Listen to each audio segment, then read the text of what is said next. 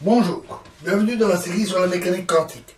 Donc nous allons continuer notre étude des noyaux en parlant de leur masse. Alors, la masse du noyau est bien sûr due à la masse de tous les nucléons, protons, neutrons qui sont dedans, mais il faut aussi tenir compte de l'énergie de liaison qui devient importante ici puisqu'on la chiffre en centaines de mégaélectronvolts. Donc c'est une énergie très importante. Et selon la relation de la relativité, E égale mc carré, pour des énergies extrêmement élevées, on peut avoir une masse non négligeable. Donc la masse d'un noyau de nombres A et Z fois c carré, pour avoir une énergie totale, est égale à Z fois la masse des protons fois C au carré, le nombre de protons, plus A moins Z, le nombre de neutrons, fois masse des neutrons C au carré, moins une certaine énergie de liaison B A de Z, B de A et Z, qui est inconnue a priori. Et elle intervient négativement parce que le système est lié. Donc l'énergie totale est plus faible quand les neutrons et les protons sont réunis dans un noyau. Alors, dans ces grandeurs, ceci est connu. On connaît la masse des protons, la masse des neutrons. On connaît le nombre de protons et de neutrons dans le noyau. Et ceci, on peut le mesurer. Il suffit de peser les atomes. On enlève la masse des électrons qui ne représente qu'une minuscule partie. Donc on peut facilement peser les noyaux. Et la différence donne B à Z, c'est-à-dire l'énergie de liaison. Alors on peut tracer la courbe en fonction de A, de l'énergie de liaison B à Z, divisé par A, ce qui donne l'énergie de liaison moyenne dans un noyau par nucléon. Et ce qu'on obtient, c'est une courbe, donc avec des valeurs de A allant jusqu'à environ 250 pour les plus gros atomes. Et ici, on va mettre la valeur 50. Et cette courbe prend une valeur comme ça. Elle a quelques irrégularités. Et puis, descend régulièrement avec une faible pente. Elle a un maximum qui est autour de la valeur 56, qui est la valeur du nombre de nucléons pour le fer, et elle a une valeur moyenne par nucléon d'environ 8 mégaélectronvolts par nucléon.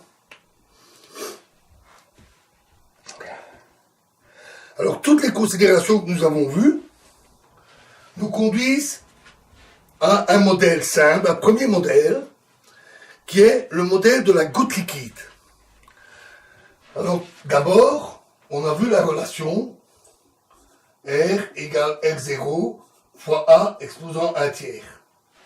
Donc, le rayon d'un noyau est environ une constante fois A exposant 1/3. Or, ceci, c'est la relation, si A représente le volume, c'est la relation géométrique habituelle pour une sphère, ou pour un volume quelconque. Ça montre, ce coefficient 1/3, montre que les nucléons sont tassés les uns contre les autres pour former le noyau, mais aussi qu'ils ne s'interpénètrent pas l'un dans l'autre, sinon le rayon diminuerait. Un peu comme les molécules dans un liquide. De plus, l'interaction entre nucléons est à très courte portée.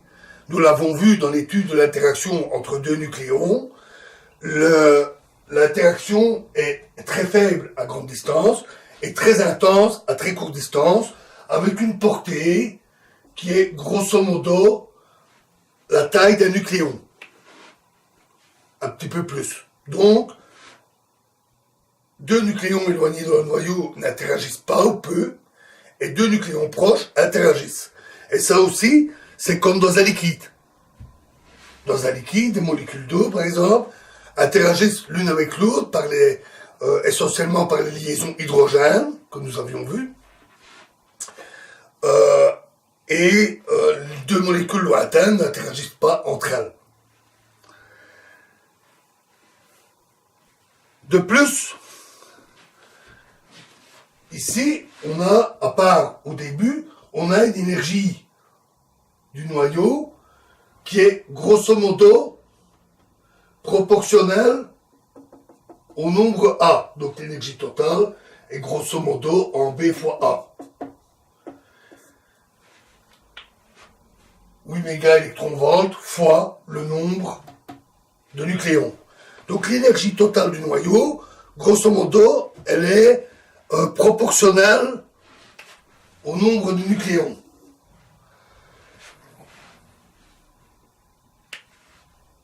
Or,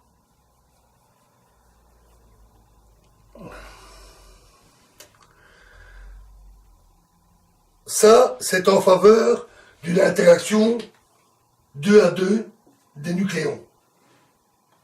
Parce qu'alors, en rajoutant un nucléon, celui-ci se lie avec un autre nucléon, ce qui augmente d'un cran l'énergie totale. Évidemment, ça peut être dynamique. Peut-être qu'il interagit avec un nucléon, puis l'instant d'après va interagir avec un autre voisin, comme dans un liquide. Si les nucléons interagissaient avec de nombreux nucléons, on aurait une relation qui serait en A carré ou en A cube. Et ça, à nouveau, c'est en faveur des comportements des liquides. Donc on va considérer que l'ensemble de nucléons forme une espèce de boule qui se comporte comme un liquide. Alors dans un liquide, on a une énergie de volume, de cette énergie dont nous parlons, proportionnelle au nombre de nucléons, qui est donc du type AV fois A, qui est l'énergie d'interaction entre les nucléons.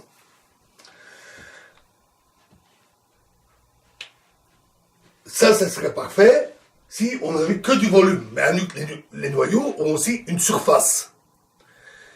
Tout comme pour les liquides, il y a une tension superficielle en surface. Cette tension superficielle qui fait qu'une goutte d'eau sur une vitre, par exemple, n'est pas plate, mais elle forme une petite bosse arrondie, due à la tension superficielle, ou qui permet à des bulles de savon de tenir le temps que le liquide s'écoule et fasse exploser la bulle quand elle devient trop mince, et elle tient par cet effet de force appelée tension superficielle.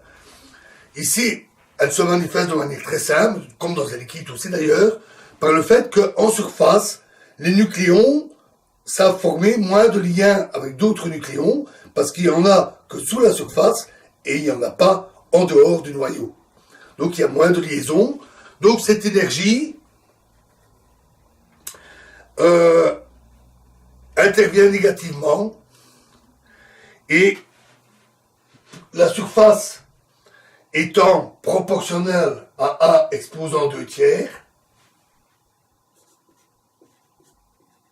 on s'attend à avoir une énergie de liaison, donc une énergie de liaison dans l'autre sens, de signe opposé, AS, A exposant 2 tiers.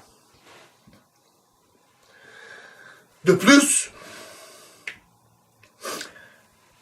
les nucléons ne sont pas tous neutres. Il n'y a pas que des neutrons, il y a des protons. Les protons ont une charge électrique. Cette force est beaucoup moins intense que la force nucléaire, mais elle n'est pas négligeable. Et ce, d'autant plus que les protons sont très près les uns des autres dans un noyau minuscule. Donc il y a une répulsion électrostatique entre les protons. Pour une boule de rayon R homogène,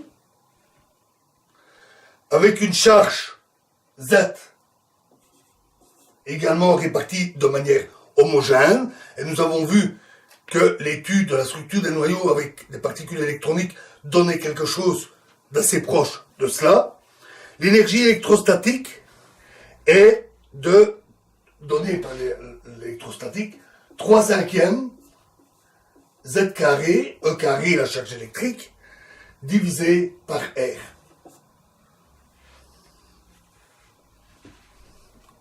Ça, c'est ce que donne l'électrostatique. Et donc, on doit avoir un terme de type AC pour énergie coulombienne, fois Z carré.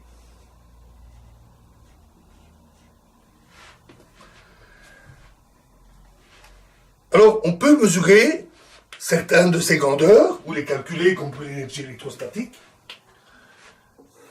pour l'ensemble des noyaux. Si on divise par A, l'énergie de volume est constante en moyenne par nucléon, AV. On peut calculer ou mesurer l'énergie de surface. On obtient une courbe à peu près comme ceci. Ici, c'est l'énergie de surface. On obtient une énergie coulombienne. Pardon, oui, bien comme ça.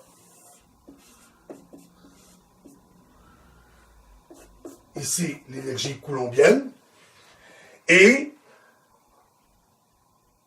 ça, moins les deux autres, devrait donner l'énergie totale, l'énergie de liaison totale. On constate qu'il y a une petite différence qui est appelée énergie d'asymétrie et énergie de pairing. Nous y reviendrons. Le modèle de la goutte liquide ne permet pas de décrire simplement ces contributions. On voit que l'essentiel de l'énergie de liaison est bien donné par l'énergie de volume, de surface et coulombienne.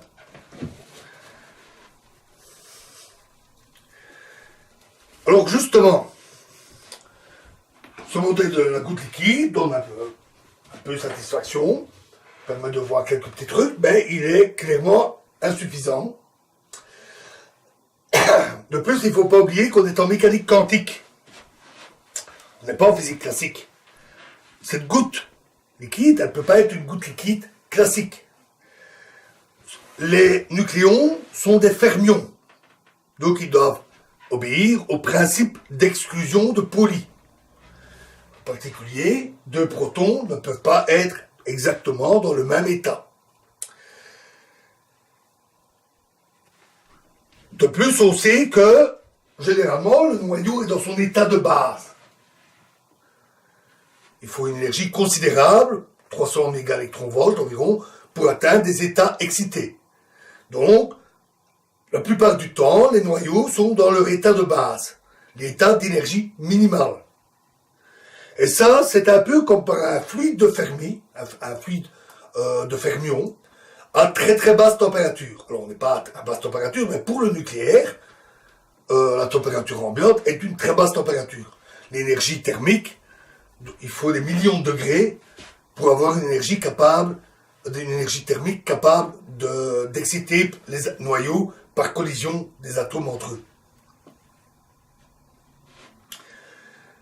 Donc, le prochain modèle que nous verrons dans la prochaine vidéo, c'est le modèle du gaz de Fermi qui prend en compte ses propriétés quantiques de ce fluide de nucléons. Je vous remercie.